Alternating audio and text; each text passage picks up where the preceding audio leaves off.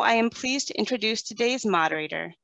Ebu Patel is founder and president of IFYC. He founded Interfaith Youth Corps on the idea that religion should be a bridge of cooperation rather than a barrier of division. He is inspired to build this bridge by his identity as an Asian American navigating a religiously diverse social landscape.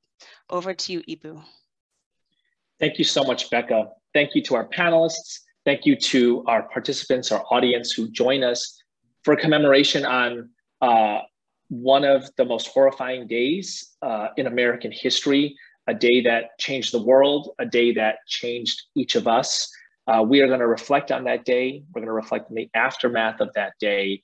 We're going to reflect on how we can commit to building a better nation and a world going forward at the same time as we commemorate the people that were lost that day, the people who were terrified that day, the first responders who rushed into the buildings on that day.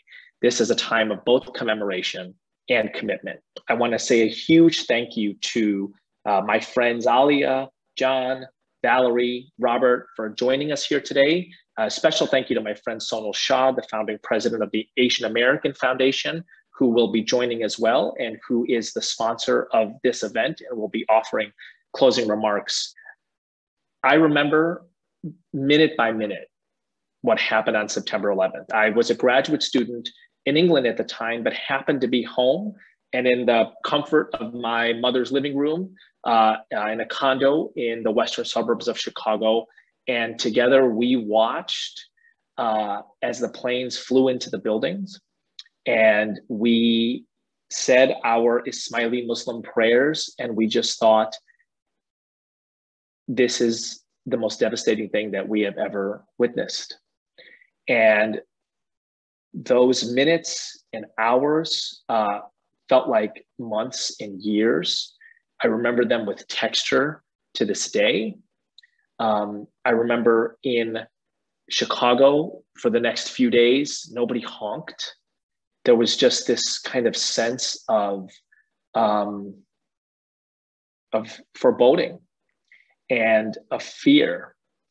And I remember, at least for me, in my own experience, listening to Bruce Springsteen's The Rising. It came out about 18 months later.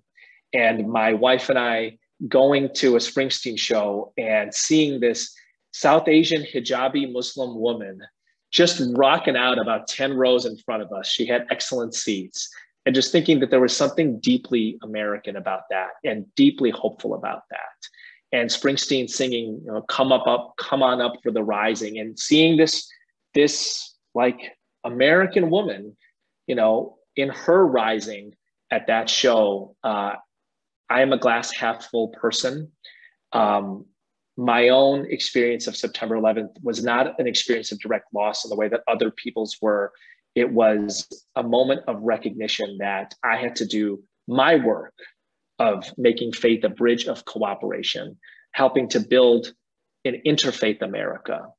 And I am thrilled that we have a community of people here with different experiences who will offer their own experiences of the day and of the aftermath. And so if we could begin with my friend Alia Bilal, just say a few words about yourself, Alia, and tell us about your experience of that day. Sure. Well, good morning, I think. Yes, good morning, everyone. Peace upon you all. Assalamu alaikum. Thank you so much, Ebu and friends at IFYC for inviting me to be part of this. Again, yes, my name is Alia Bilal. I serve as one of the deputy directors for an organization called IMAN, the Inner City Muslim Action Network. And my experience is very much grounded in, who I am as a person. I am the daughter of two African-American converts to Islam. My two sisters and I were raised Muslim, and we were placed in a full-time Islamic school for most of our upbringing. So for me, that was the first really 15 years of my schooling career. And so on that day 20 years ago, I was on my way to high school. And I distinctly remember the television was on at my house. My, parents were getting ready and watching at the same time. And I heard my mother exclaim something, just like an, "Oh my God," or something. And I didn't really pay much attention to it because I was a teenager and I was a high schooler, and there were always things happening on TV and on the news. And then I remember her saying, "My God, I hope it's not Muslims." And that for me was interesting because I had often heard my mother say, "My God, I hope it wasn't Black folks," while looking at the screen. But it was new to me for me to hear my mother describe just the kind of the anguish that she's feeling in a moment of hearing some news in that way. We got into the car. My father was taking us to school that day. And my father, who is also he's a very, you can't get much past him. He's not easily, surprised. This had to have been about 17 minutes after, the exclamation that I heard from my mother, and we heard something on the radio, NPR, and my father said, "My God, the other one?"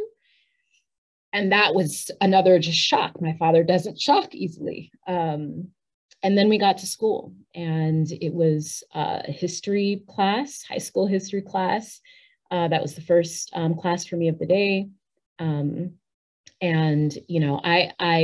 My sisters and I went to a full-time, like I said, Islamic school in the heart of, if you check on the map, on the southwest side of Chicago, or the southwest suburbs of Chicago, it's a neighborhood called Little Palestine, that's dubbed Little Palestine. So it's this enclave of mostly Palestinian, but also other Arab and South Asian families who live around a mosque and two Islamic schools that are all in the same parking lot in a triangle. And I went to one of those Islamic schools, and I got to school, and our history teacher told us we weren't going to be studying what we were planning to study that day. She wheeled in a television, and we just watched as the towers then crumbled, and tried to figure out, this group of, unruly teenagers, what this meant for us. And for me, really, I think the aftermath, as we've termed it, it starts with that day. School shut down early. We were all sent home because there were reports. The police were coming to us and letting us know it's probably that we've had bomb threats against the school. It's probably best for you all to go home. Because my family lived on the south side of Chicago and we were in the southwest suburbs, it took a long time for my parents to pick us up. So I was one of the last students, my sister and I were one of the last students that were still at the school. We were finally picked up. And later that evening, we learned that there were rings of KKK members that were flooding the parking lot between the mosque and the two Islamic schools, and chanting all sorts of things about how Muslims should go home. And that set the tone for the next really 10, 15, 20 years of my life and of the lives of many of my Muslim friends and peers and colleagues.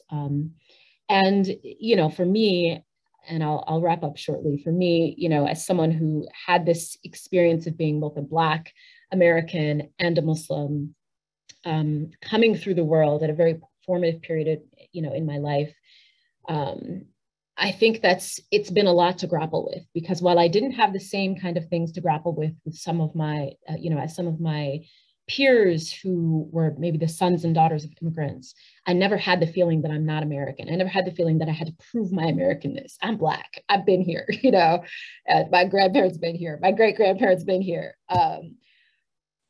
They did. And I had to grapple with that. And we had to grapple with our school, putting up American flags and driving through the neighborhood with American flags on it, and trying to grapple with what does that mean for me? Do I really need to, is that how I show my Americanness? Is that all it takes?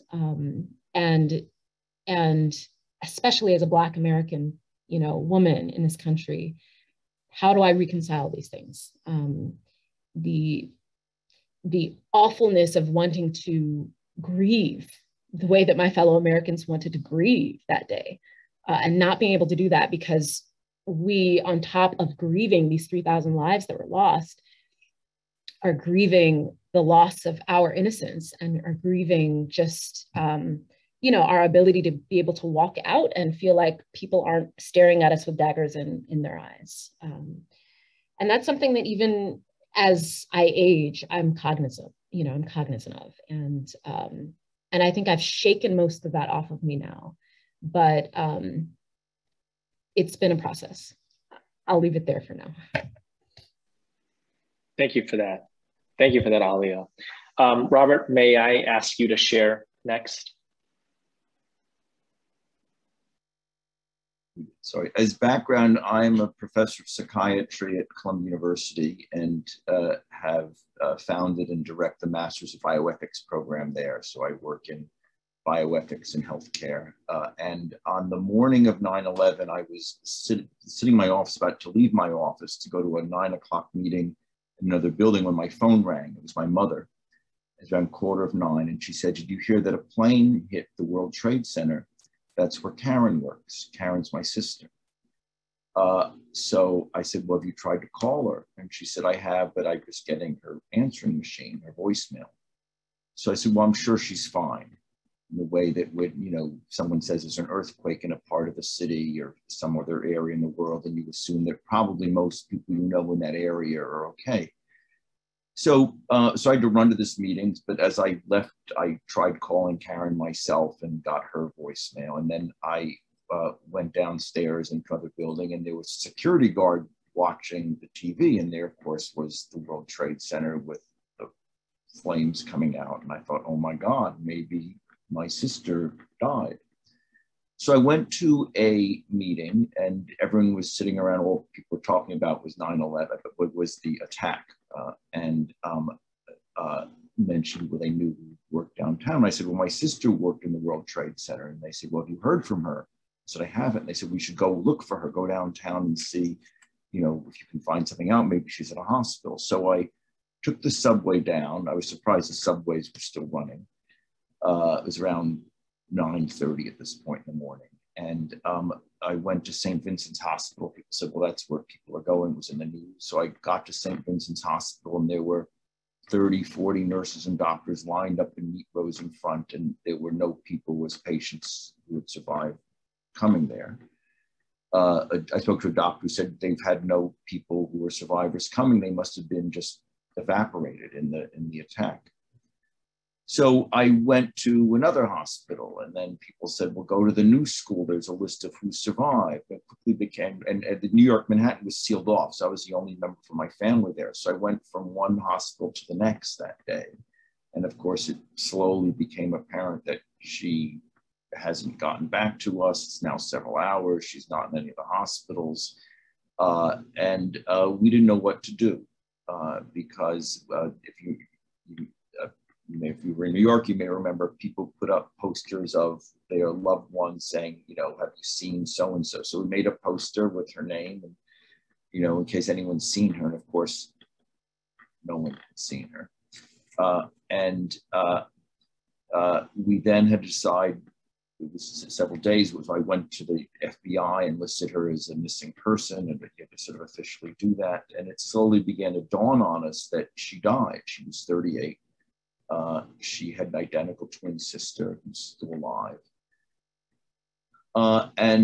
Then after a few days, it was the Jewish high holidays, and you couldn't have a memorial service then. So we either do it right soon or afterwards. And my mother, I think, courageously said, "Look, I think she's gone. I think she's died. We need to just accept that." So we had a memorial service. I called it into the New York Times for the obituary, and they said, you know, I said, "It's World Trade Center 2. How do you spell 2? Is that a 2? It was still new in some ways. And then we had to pack up her apartment. It was just like, poof, she was gone. You know, she was sitting at her desk when, you know, an airline hit her. You know, when it made no sense, right? That suddenly she was just, there was no She never contacted anyone. She worked, I should say, for Cantor Fitzgerald. She worked 3 floors above where the airplane hit.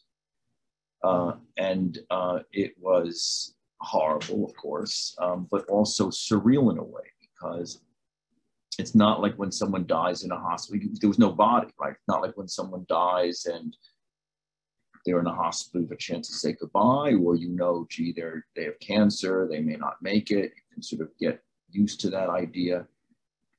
We eventually later found the FBI began finding body parts. It was a few months later, so they found a leg, actually femur bone. So we had a femur bone is all that we had, but for months and months we had nothing. We had to clean out her apartment, and it was just, again, and other people had been affected too, but it was, deeply disturbing, deeply upsetting, and hard to get my mind around. I mean, some guy in a cave in another part of the world had murdered my sister. Talk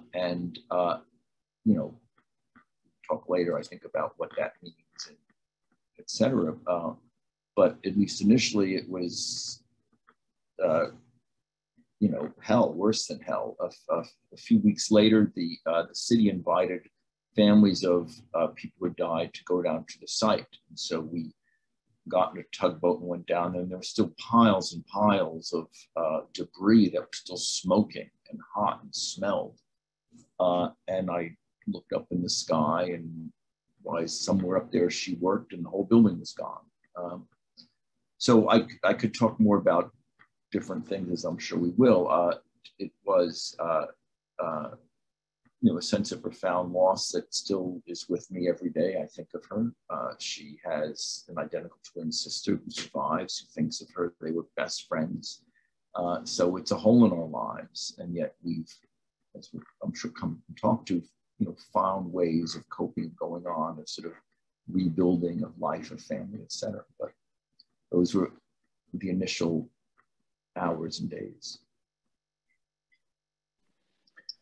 Robert, I just can't tell you how grateful I am. I think all of us are, for you sharing that.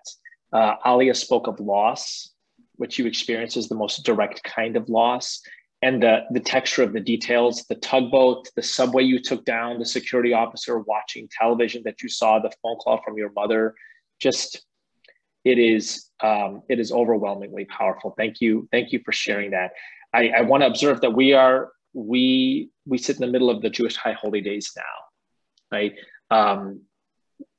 After John and Valerie remark on their experiences of the day, one of the things I want to ask is how people's various fates were affected that day, and what role it has played. It played in the immediate aftermath and in the commitments made afterwards. Alia, you speak about the Islamic school in Bridgeview, right? I know that part of the world. We live in the same city, so that's the dimension of faith is powerful here for all of us, and I'd love to discuss that. John, I want to go to you next. If you just introduce yourself and tell us about your experience of that day. Sure, it's good to be here with all of you. I teach law at Washington University in St. Louis, and I research and write on the First Amendment. On 9/11, I was an active duty Air Force attorney working at the Pentagon. And my paralegal was sort of informing us about the first plane that hit. And then our whole office, when the second plane hit, everybody knew immediately it was terrorism. And we also knew that the Pentagon was a pretty prime target. So I remember going back to my desk. I called my mom and woke her up. She was in Colorado at the time.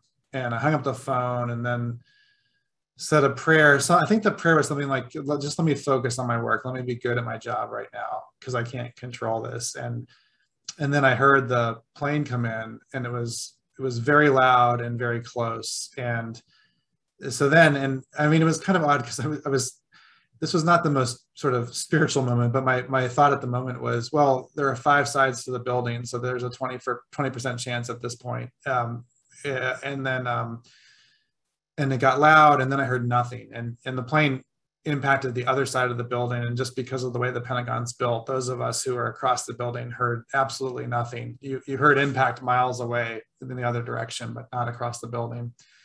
So then there was this very surreal time of not really, I don't really know how much time passed, but then there was a lot of smoke and people starting to scream. And that was when it was kind of confirmed that indeed the plane had hit. And so then it was working to get out of the building, which took a while and took a couple of false starts as some people in my office and I tried to go in different directions. And when we finally, the Pentagon has an open mall area with a bunch of stores. And when we finally got down there, lots of people and the security people at that point had been told that another plane was inbound. And so they said, you know, there's another one that's going to hit, you need to get out of here immediately. So that was sort of psychologically challenging to be in that moment of trying to get out, not really knowing what's going on. And then we were out, and of course trying to call people. All the cell phone lines were jammed. I didn't get back in touch with my mom for I think about 4 hours was the first time I could talk to her. And then we just tried to do the roll call in our office to figure out who was where and if people were accounted for. Interestingly, I was an active duty officer, and we were ordered back to work the next morning. Secretary Rumsfeld wanted to make a point to say the Pentagon was still open for business, and even though most of the building was completely uninhabitable and still on fire, my part of the building was functional. So there were people with monitors walking. I could see the smoke between my head and my computer screen, and they were still telling us that it's fine, you'll be okay. And after the news cycles in the morning, they sent us home. And then it was just, I think, days and weeks of a mixture of trying to figure out what had happened, also dealing with massively ratcheted up security in that building, and then the building coordinating the response, the military response. And I wasn't directly part of that, but it was very much in the building. On the Saturday after 9/11, I was on the roof of the Pentagon. I had a security clearance they needed to help with some contractors who were clearing debris. And so from the roof, I was looking down at the impact site all day on Saturday, and it was striking and profound and hard to see that. And then starting to process just the orders of magnitude in New York as well. And so I think I didn't have much, I don't think there was a lot of reflection going on in a deeper sense until a long time later, but those were the first few days and weeks. Again, I'm just struck by the details people remember, right? I'm struck by like the idea of like, there's this loud noise and then there's nothing and you know something's happened. But I'm just struck by these details. Valerie, you have a story to tell too. Yeah, and Eboo, I'm struck as well. And as I'm listening to each of your stories, I can feel the rawness in my throat and this heaviness in my chest. And, I've been organizing around the anniversary, but I haven't felt this. And it's like, oh, okay, this is what it feels like to touch the trauma that we have been holding in our bodies and that we've been holding collectively. And it is uncomfortable and it requires courage. And I thank you for the courage in telling these stories, and for all of us listening, the courage it takes to really let them in. And I keep thinking, all right, the reckoning, this is what this is. The reckoning of what we've all lived through is what's required to be able to reimagine as we go forward. So just thank you. I've worked in civil rights since 9/11. I am a lawyer, filmmaker, organizer. I lead the Revolutionary Love Project. I'm the author of the book See No Stranger, which is really a kind of chronicle of the last 20 years from the lens of a Sikh American activist. I was a kid in college. I was home for the summer. My father woke me up in the morning and said something about New York and the World Trade Center, and Chacha Jas, his brother, works a few blocks away from the towers. And so we got myself out of bed. It's California, so it's really early, but we sat in front of the TV set in time to watch the second plane. And I felt the rawness in my throat and the heaviness in my chest and this feeling of free fall and scrambling to see if Chacha Jas was okay. And he had, debris had hit the glass of the the building where he worked, and he had covered his face with a cloth and made it down the stairs with others. So he was okay. But within minutes, I'm watching the towers, because if you were watching it, if you weren't in New York, if you're just watching it, it was on this endless loop. The towers falling over and over and over again. And then between these images of that loop, suddenly the image of Osama bin Laden, a man with a turban and beard. And at that moment, I said, oh, our nation's new enemy looks like my family. I think it was within a few hours that we started getting emails and phone calls from Sikh Americans all across the country. My brother's been shot. My sister's been stabbed. Our Gurdwara is on fire. Someone threw a Molotov cocktail through the window of our home when our 3-year-old was playing in the living room.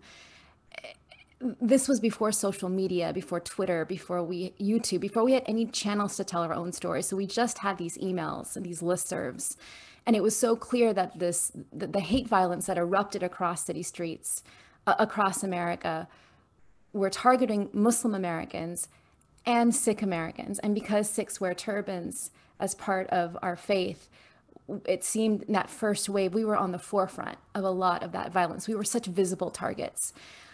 So our community was in siege, in crisis. And what I kept hearing was like, someone's going to die, someone's going to die. And then September 15th, I get a phone call from a family friend in Mesa, in Phoenix, Arizona, saying, Balbir uncle is dead. Balbir Singh Sodhi was a turbaned Sikh American father who was standing in front of his gas station in Mesa planting flowers when a pickup truck reeled around the corner and he was shot 5 times in the back. Frank Roque, when he was arrested the next day, yelled, I'm a patriot. Let those terrorists go wild. Arrest me. But I'm a patriot. And in that moment, Balbir uncle was a family friend. And I don't think people of color need to be saints in order to be remembered in death. And Balbir uncle was exceptional. He was known to pass candy out to the children of his customers at the gas station as if they were his own children. People would come and fill up on gas and realize that they didn't have any money. He would just let them go. And his brothers would look at him and say, are you a saint or are you a fool? And Balbir uncle would just laugh and say, well, God wants us to serve all. He was standing in the checkout line at Costco when he saw a jar for the victims of 9/11, and he emptied out his wallet, $75. He kept telling his brothers, I want to go there. I want to go there. And his brothers were like, you need some kind of skill, you can't just go. It was this like sweet, earnest love that he radiated. And so his killing was horrific for the family, but really for the whole community. And as a college kid, 20, all I had was a high school diploma. I felt like I needed to do something, but I didn't know what. And I was so frightened. I ran into my bedroom. I locked the door. I hid for days. Like, it wasn't this heroic thing, like not the most spiritual moment. Like, it was, I looked at my bookshelf and I'm like, what can I read? And I had these texts on religion and violence and history and law. And I pulled down Harry Potter. I wanted to escape this world where, our country was under attack. My family, our community was under attack. How to face it all. And of course, I chose the story where the kids had a kind of magic that the adults in their lives wouldn't wield. And so I looked at my bed. I had this old camera and I had a list of questions, and I made a proposal to the university. I didn't feel like I could return. It felt like hiding again. So Balbir uncle's story was barely told in the national news. The stories of thousands of acts of hate were just drowned in this anthem of national unity. So I asked my university if we could take this camera, my cousin and I, and travel across America and start capturing the stories, Balbir uncle's stories, the stories of hate crimes. And that decision, I was going to be an academic, Eboo. I was going to be a professor of religion. I wasn't going to be an activist. But that decision, like Balbir uncle's murder and all the murders that followed, all the hate that followed, that never ended. We called it the backlash, and yet it never ended. It's still going on. Like, our communities are 5 times more likely to be targets of hate than we were before 9/11. And I'm not a college kid anymore. I'm a mother. I'm a mother and my children are growing up in a nation more dangerous for them than it was for me. That moment to respond to Bulbir Uncle's murder by taking that camera and crossing the country was a moment that I think so many of us who were college kids or graduate students had. It catalyzed a whole generation of advocates. And we're still fighting the good fight, aren't we? And I keep thinking now my task is how do we find longevity, resilience, courage, even joy, if the labor for justice will go on and on. I'll stop there. Yeah, thank you, Valerie. And you've gotten us into the second question, which is what is our work, what does our commitments look like after 9/11, right? And your book, Still No Stranger, which I was thrilled to see just came out in paperback because it is really a chronicle of the last 20 years, right? Told by an Asian American woman of Sikh faith who has done, you speak about hiding on that day. That's a courageous thing for you to confess to, but you have not hid for 20 years, right? You have delivered. You've showed us what America can be through your commitments, and I love the book because it's a chronicle of those commitments in the context of a changing nation. So thank you for who you are, and thank you for getting us into the second part of this question, which is how does that day shape the next 20 years of each of our lives? And I just want to go straight back to the top and begin with you. Alia, you're a high school student on the day. You have those textured experiences of being at school, being one of the last students picked up, driving from the south suburbs back to the south side of the city. What's the last 20 years been for you and your work? Yeah. First, I just want to say that rawness, Valerie, yes, it's been in my throat and on my chest the entire time hearing all of you speak. So thank you, Valerie. Thank you, John. Thank you, Robert, for sharing. It means so much just to be in this conversation. And I agree and say, I don't think I wasn't prepared for revisiting the emotion somehow, since so much of my work over the last 20 years, I felt like has been throwing that into the work, throwing that into action, and sometimes even forgetting how connected that action is to just the pain, the trauma, and the love behind what we all do. So for me, I work at an organization called Iman, and we incorporated in 1997, before 9/11. If you were doing the math, by this time, I was still an elementary school student at the time of incorporation of Iman. But as they were attempting to figure out what to call themselves as an organization, the folks around them, very well-meaning people, were really struggling against the idea to put the word Muslim in our name. Well-meaning folks just saying, if you put Muslim in, we don't think you'll be able to get funding. We don't think you'll be able to, people just won't recognize you in the same way. You won't be able to do as much. You won't be able to go as far. And there was something, there was some metal for sure, but also just something in the consciences and the souls and the hearts of the people that were gathered around that time, forming this new organization that said, no, we need to put Muslim in that name. We need to demonstrate that there is an organization out there that is doing this work to foster health, wellness, and healing in inner city, even before we had all the fancy language and the brochures and in inner city communities across the country. And I'm so grateful that they did. Even if, 5 years later, Inner City Muslim Action Network would be something that people had a whole lot of questions about. So, in my experience of 9/11, there's an interesting, what I would come to learn when I started at Iman, and I've been at Iman now as a full-time staff member for the last 12 years. But I had been involved in Iman programming since I was young, and Iman had stayed on my radar. When I started here, one of the earliest questions that I was getting from people, I think maybe it was just because after one of the first few months after I started at the organization was another anniversary of 9/11. And so we got the question from people often about how has 9/11 affected, your work here at Iman. And I was stunned to learn something that I didn't know at the time, even though Iman as an organization, we're only a few miles away from where I was at school in the Southwest suburbs. And that was that throughout all of the hatred and the vitriol and the burning down of Muslim-owned stores in the suburbs and just the kind of hate crimes that you Valerie were describing that was happening to that community. The community on the south side of Chicago at the Inner City Muslim Action Network didn't face that. They didn't have that experience. In fact, on 9/11 and afterwards, people came to them asking, is there anything you guys need? Is there anything we can do? Is there, what can we do to support you?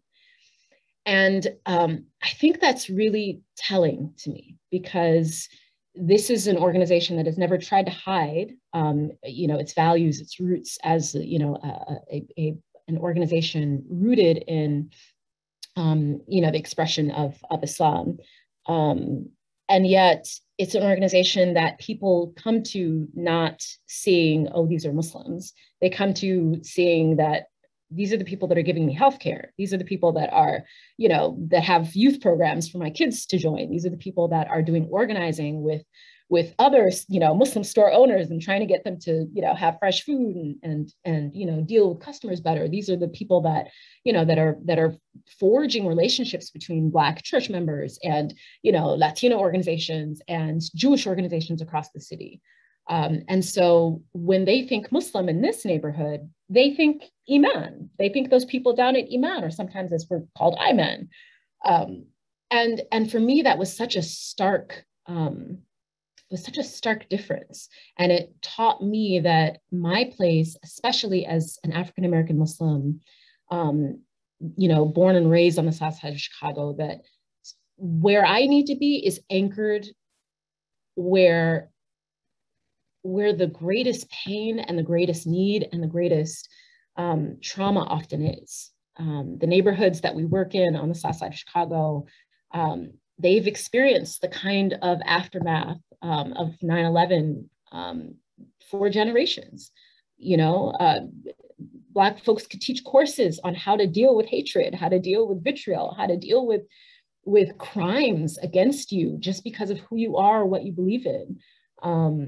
They could give a class on that. And in many ways, the communities here are the best ways to insulate from that kind of hatred, is doing work with communities and having communities understand who we are from the inside and not from what we tell them. And so I think the lesson for me is a lesson that I think so many of us have been, carrying the banner of for generations and certainly for the last 20 years. Just yesterday, actually, our community suffered a loss of an individual who meant so much to so many people. He was a mentor, a brother, a friend, a teacher. And he lost a 4-year battle with ALS. He passed yesterday. And so, many of us have just been grieving that. But the work that he was doing, at the center of that work is bringing people's hearts together.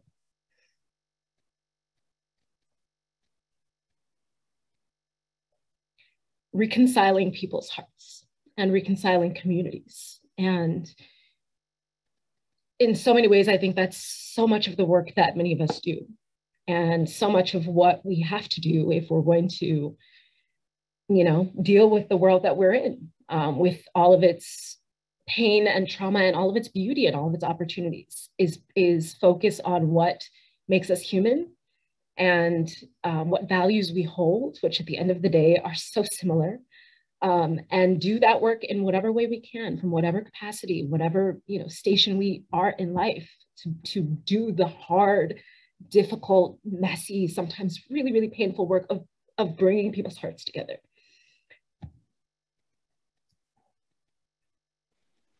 I'll leave it there.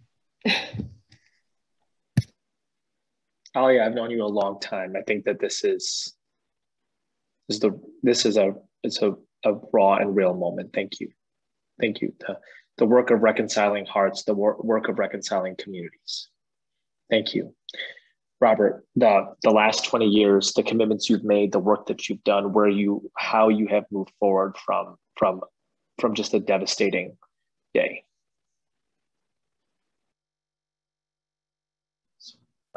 Yes, and I also want to say how moved I have been by what my fellow panelists and what you have said and what we just heard. I think that as a bottom line, I mean, finding ways to bring our hearts together really is a major, I think, theme of a lot of what I've tried to do, and many of us have tried to do, and I think we all need to do. So I had described what happened earlier with my sister, et cetera. And after that, we sort of put her apartment up for sale. We emptied out all her belongings. She was a young person still. It was horrible. And then I just couldn't get out of bed. I just felt I didn't feel like watching TV or listening to music or reading. And it hurt to move. And I thought I had the flu. And I'm a psychiatrist, and people said, no, these are symptoms of grief. And I said, no, I know I'm sad. It's over. My body hurts. Like it felt comfortable laying in the sheets, and anything else other than that just hurt. And they said, no, this is symptoms of grief. And of course they were right. And I was struck how I, as a psychiatrist, had not experienced this and how it was so much beyond words, this experience of this kind of pain and trauma. And so I responded in several ways, I think personally, professionally, politically. Personally, I mean, after my sister's death, I've just come to appreciate life much more. I mean, how grateful I am, and, to be alive, to have, to appreciate things that are wonderful, as Ayla was saying, the beautiful parts of the world that are around us every day, and many of us caught up in whatever we're caught up with. Professionally, I was so struck by how much I, as a physician, didn't understand about what patients go through that I ended up writing a book called When Doctors Become Patients. So I interviewed 75 doctors who became patients on what they learned being a patient or having symptoms that they didn't know before, and how much they learned, what they had to unlearn. And one of the things that came out from that, actually, that's relevant to this discussion is a lot of these doctors said things like, before I was sick, and most of them had cancer or other kinds of serious problems, before I was sick, patients would say to me, Doc, would you pray for me? And they'd say, I go, yeah, whatever. And I'd poo-poo what they said. Then they told me, then they became a patient and realized how important these issues were of finding meaning and hope and spirituality and religious sense, and however they define that. So I wrote the book, and then I then set up, as I mentioned, I run a Master's of Bioethics program. So I set up a course on religion and bioethics. It's really a comparative religion course, because one thing I think that we need to do is to understand each other's religions more. I think there's tremendous ignorance about even within the Judeo-Christian tradition. But when you go beyond that, I mean, people just do not understand Islam. They do not understand what a Sikh is. They think Sikhs are Muslims. They think that, they don't understand what Hinduism is. Buddhism is sort of chic a little bit with sort of New Age stuff. So people have sort of some sense of a little bit of Buddhism, but the ignorance is staggering. So I set up this course where we had, a Buddhist, a Hindu, a Muslim come and talk about bioethical issues of, in bioethics, we look at issues of, when is someone born, issues around birth, around death, around suffering, meaning. I then also started a course on meaning and hope in bioethics, sort of following around hospital chaplains of different faiths. I am now working on a book called Doctor, Will You Pray for Me, about how patients find meaning and purpose and hope in life's darkest times. I was struck at how I was struck by my own ignorance about religion, we all know a certain amount about other religions, but I felt that we need to understand more and all the similarities that exist between religions.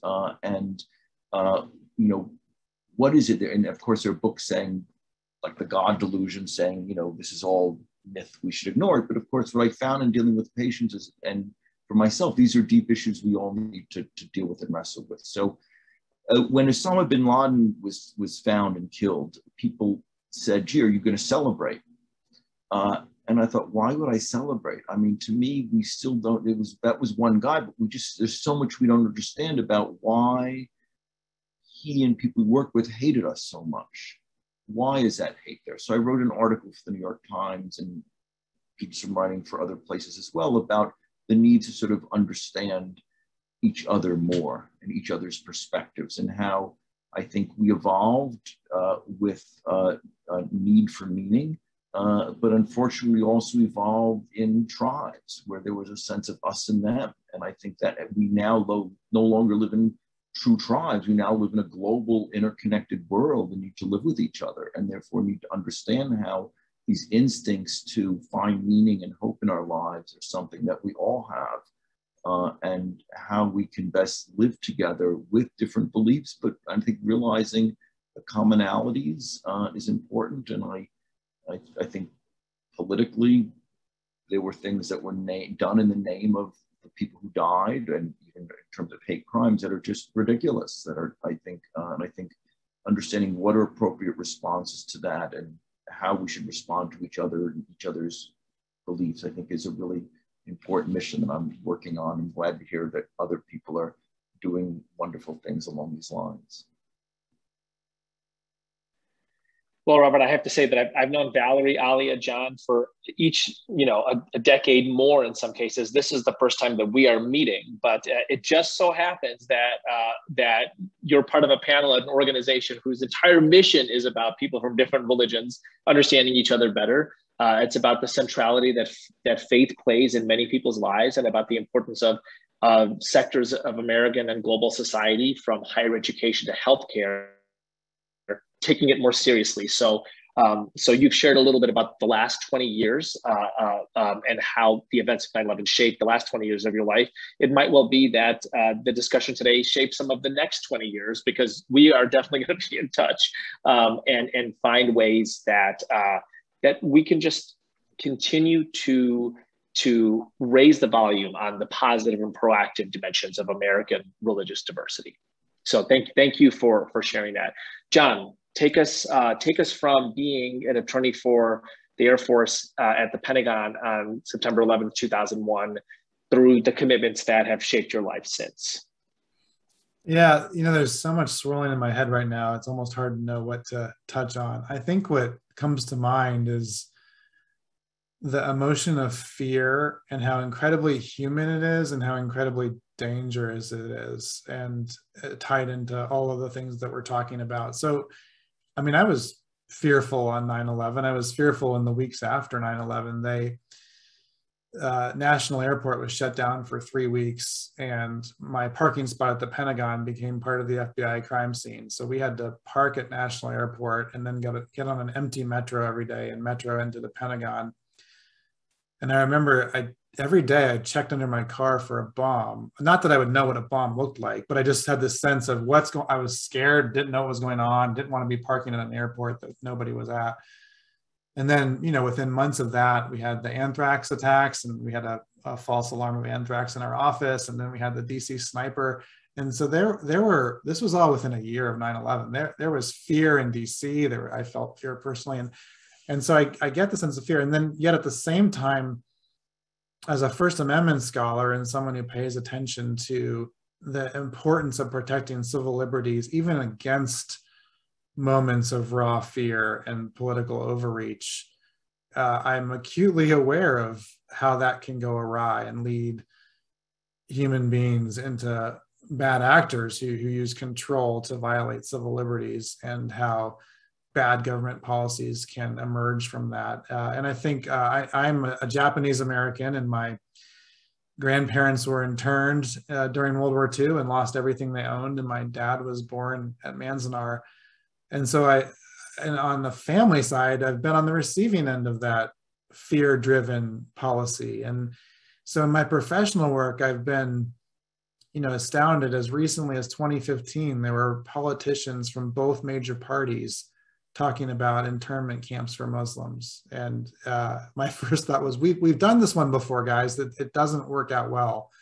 And there were undercover surveillance of Muslim student associations by the NYPD. And there were countless examples of massive overreach of civil liberties, justified often by the prevalence of fear. And so in my own work, although I do care deeply about important government interests like national security and public safety, I also want to be aware of the overreach of fear-driven policies. And then as a Christian, and I end up speaking to quite a few Christian audiences from some of my work, I want to say to my fellow Christians, where in the gospel of Jesus do you find fear as a motivator? It's just not there. And so there are resources within Christianity to deal with. It's not to say we're not going to be fearful, but let's not act on fear. And I see in the policy space so much expression of fear and anxiety from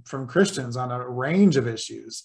Some of it may be warranted, a lot of it not seemingly warranted to me, but whatever the motivations, why does fear manifest as the response from people who say that perfect love casts out fear, and there are resources to address the very human and very real emotion and experience of fear with love and patience and confidence and hope? And so that's where a lot of my own sort of public work has been in the last few years. And I don't know, I hope people are listening.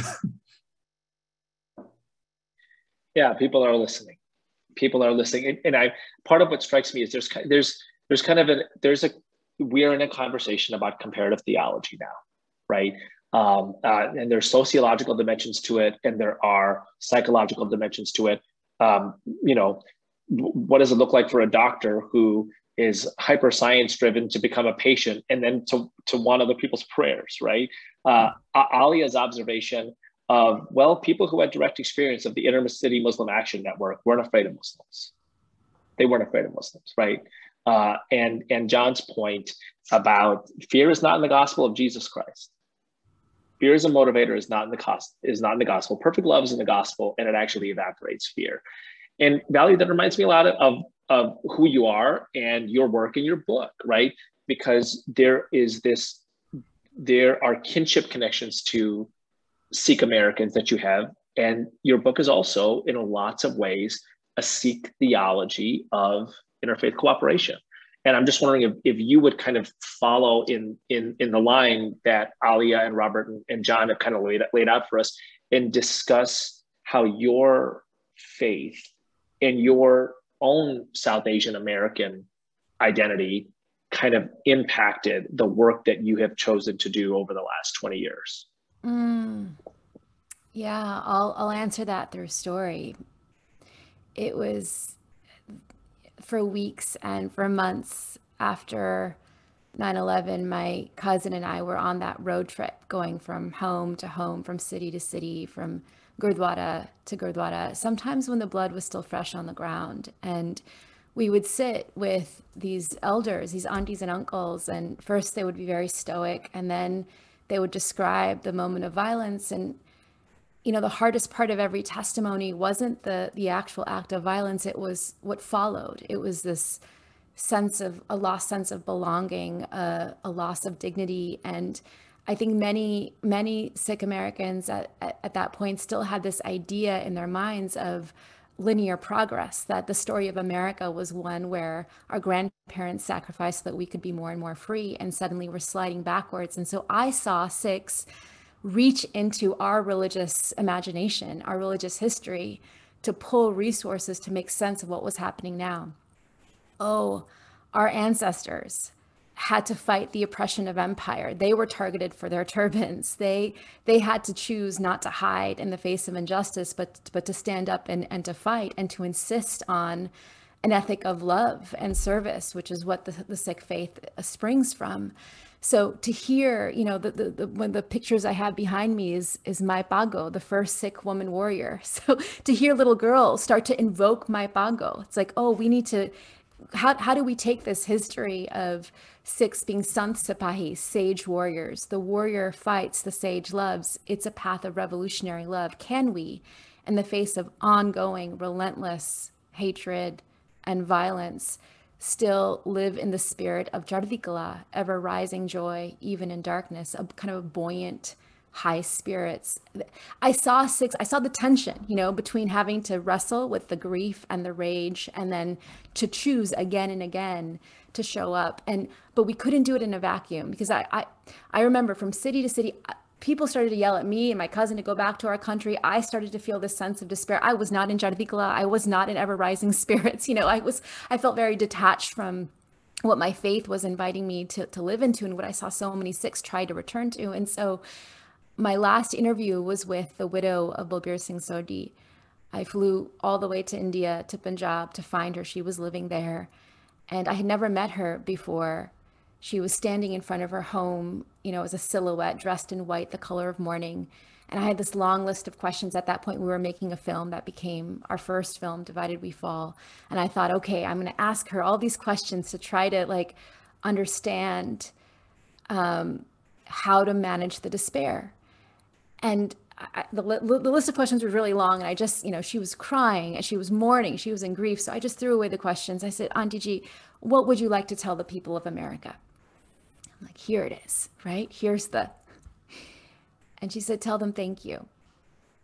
When I went to Arizona for my husband's funeral, they came out in the thousands, Hindu, Muslim, Christian, Jew. They didn't know me, but they wept with me. They cared for me.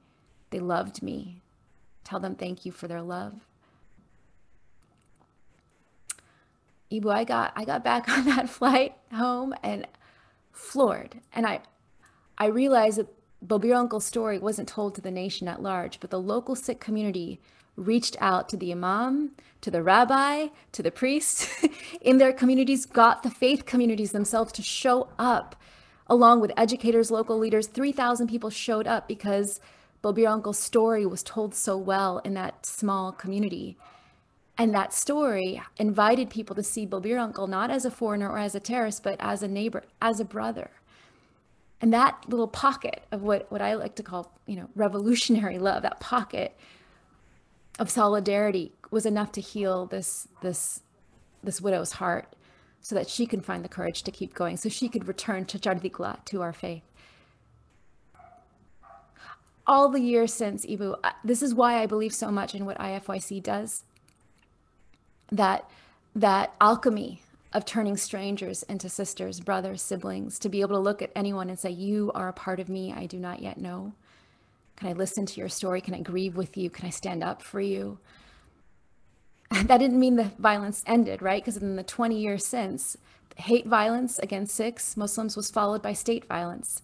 The special registrations, what John was gesturing to, the detentions, deportations, torture, surveillance. I was one of the legal observers at Guantanamo, thinking, you know, I was there to observe the military commissions, thinking Guantanamo is going to close. I'm going to be one of the last observers. That was 2009. We're still holding people there. So 20 years of a war on terror that has wreaked havoc on the bodies of people of color at home and abroad. Just watching Afghanistan has showed us how dividing the world into us and them has failed. Responding to aggression with enormous aggression, which we have done for 20 years, has failed. So how you know, what is love in the face of all of this? A few years ago, I was standing at the gas station where Balbir Uncle was murdered, next to his brother Rana, and at that point Rana turned to me and said, nothing has changed. We've tried to tell the stories and nothing has changed. And I asked, okay, Ranaji, who is the one person we have not yet tried to love? And we called Balbir Uncle's murderer the next day to reach out, to reconcile hearts, the theme of our conversation. And at first, Frank says, I'm sorry for what happened to your uncle, but I'm also sorry for all those killed on 9/11. He wasn't taking responsibility. It was I was feeling so angry, but Rana kept wondering, kept listening to Frank, and he could hear what I could not hear. He said, Frank, this is the first time I've heard you say you were sorry. And Frank said, yes, I am sorry for what I did to your brother. And when I go to heaven to be judged by God, I will ask to see your brother, and I will hug him, and I will ask for his forgiveness. And Rana says, we've already forgiven you. My faith, Eboo, the lived faith of Rana Sodhi and so many Sikhs who I've been able to witness, has taught me that forgiveness is not forgetting. Forgiveness is freedom from hate. And it took us all those years to wrestle with the grief and the rage, but once we were able to be loved enough and heal enough, we could lift our gaze and wonder about our opponent and learn that, oh, there are no such thing as monsters in this world. There are only human beings who are wounded, who do what they do out of their insecurity or greed or blindness. That doesn't make them any less dangerous. But once we can see the wound, we can choose up to hold up a vision of a world that doesn't leave anyone behind, not even them. So I've spent the last 20 years organizing around hate. I'm going to spend the next 20 years organizing around love, this kind of revolutionary love. If Rana Sodhi, who lost his brother, could refuse to create another us and them, if he could refuse to let anyone outside of his circle of care, what would happen if we did that as a country? It would be nothing less than revolutionary, and that's what I'm committed to now. You know, I'm struck in this conversation of like profound suffering, of loss, of grief. There's not that much talk of enemies, right? There's not that much talk of enemies, and there is something to be gleaned from that. I mean, these are four remarkable people we have with us, and John, Alia, Robert, and Valerie, right? But you know, I'm struck also by the moments of deep humanness, right? Valerie, you saying I hid. Robert, you saying I couldn't get out of bed. You know, so you're remarkable human beings, but you're still human, and you have somehow managed to not center enemies, right? What is it? What can we learn from that? How can that be a teaching to the culture? John, you know, you speak of the power of your faith in that. Valerie, you as well, right? Robert, you began by observing that 9/11 happens during the Jewish high holy days. We are currently in the Jewish high holy days, right? Alia, you spoke of just how proud you were and how important it was that Muslim was in Inner City Muslim Action Network. I remember those conversations, right? I was more proximate to them back when IFYC was beginning. And IFYC and Iman in some ways have walked parallel paths from a very similar time. But what does it look like to not have enemies, right?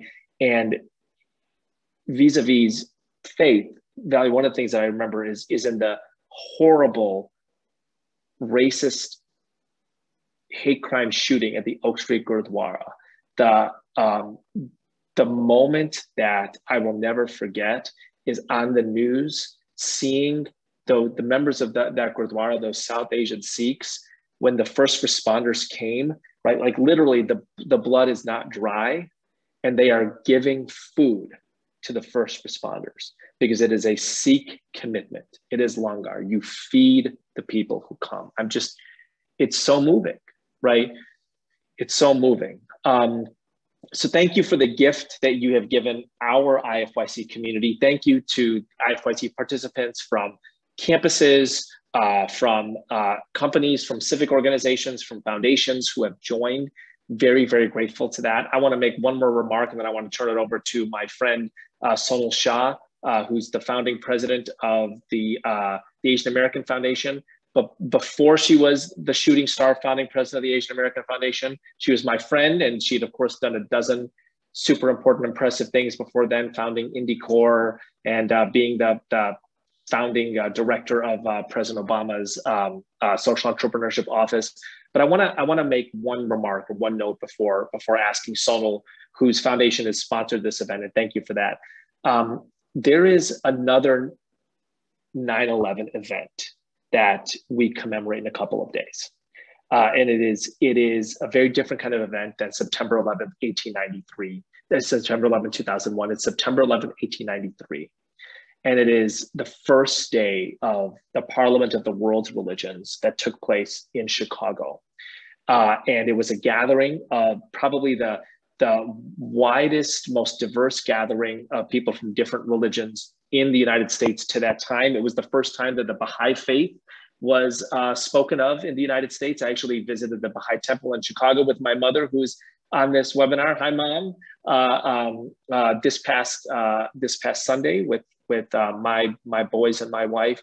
A representative from Buddhism was there, and the great speech of that day was given by an Indian Hindu monk who offers a Hindu theology of interfaith cooperation, who speaks to the people of America as his brothers and sisters, and ends his remarks by saying that this event will be the end of all fanaticism, the end of all bigotry, the end of all ill will between people of different religions. And that speech was given at the Art Institute of Chicago, which is about 8 blocks from our offices at IFYC in the city. And I go to the Art Institute on a monthly basis, and I visit the site of where Swami Vivekananda gave that speech. And then I walk to Chagall's America windows, and I connect those two exhibits. I connect the site of this speech of the end of prejudice between people, and I connect to this beautiful display of song and prayer and diversity and music that is the fruit of this Jewish refugee from Russia's vision of what America could be. And you all have offered that, right? You have offered a hopeful vision of what America can be if we think of the ethos of September 11th, 1893, while commemorating the grief and loss of September 11th, 2001. And we build that America of diversity, of song, of prayer, of cooperation, of not seeing an enemy, of revolutionary love, as you see, Valerie. So thank you for being with us. Thank you for helping us commemorate. Thank you for helping us commit to an America and a world that we would be proud to live in, that lives up to, as close as you can on earth, the ideals of our diverse faiths. And I want to turn it over to you, Sonal. Thank you for believing in IFYC's work around religious diversity and the recognition of the centrality of that to the Asian American experience. And please take us out with some of your closing remarks, my friend. Ebu, thank you so much for hosting this conversation. I was so grateful to be off of video at that time, because then I could have the tears flow and not have to worry about being online while that was happening, and listening to each and every story that was being told by each and every one of you. I can't tell you how moving it was. Probably more than anything else, how hopeful it was to listen to each of you, and sort of how you have taken what happened 20 years ago to how you've created your lives today. And Valerie, I loved your statement of just radical love and moving towards from hate to radical love. And that is a very hard act of courage. I think too often we think of love as a soft thing. And what's amazing is how hard it is actually to do, how hard it is, for example, Robert, in what you experienced, and then moving forward, creating sort of this community and really pushing others and yourself to this. And David, John, your comment on just ensuring, that what happened to your relatives in the Japanese internment, incarceration, wasn't going to happen again, but making sure that, your experiences were, were there. Ayala, just your story of like how you experienced it as a young person, and then how you have incorporated faith into your world. It's just incredible. So I think what's important here, and what I take away from this, Ebu, is we want to continue our partnership with you, because interfaith cooperation is so important, but more than that, to committing to how do we actually all work together to look beyond our differences and really find where we have so much more commonality and love. This, whatever our faiths might be, whatever our conversations might be, whatever our beliefs might be, but the importance is that we actually, all of our faiths actually teach very similar things, which is how do we find that love and how do we find that radical love, as Valerie so aptly puts it. And what I think, what I will take away from this is that committing for the next 20 years to think about how do we create the America that we want to create, not the America that is reacting to what happened on September 11th, 2001, but really the America that we can all work together to create. And it's going to take radical acts of love to make that happen, and that courage to make that happen. So I can't imagine a better partner in which to do this with as we move forward. And I'm so grateful for each of you and your stories, and really helping me find the courage to say, how do we create the America that we want?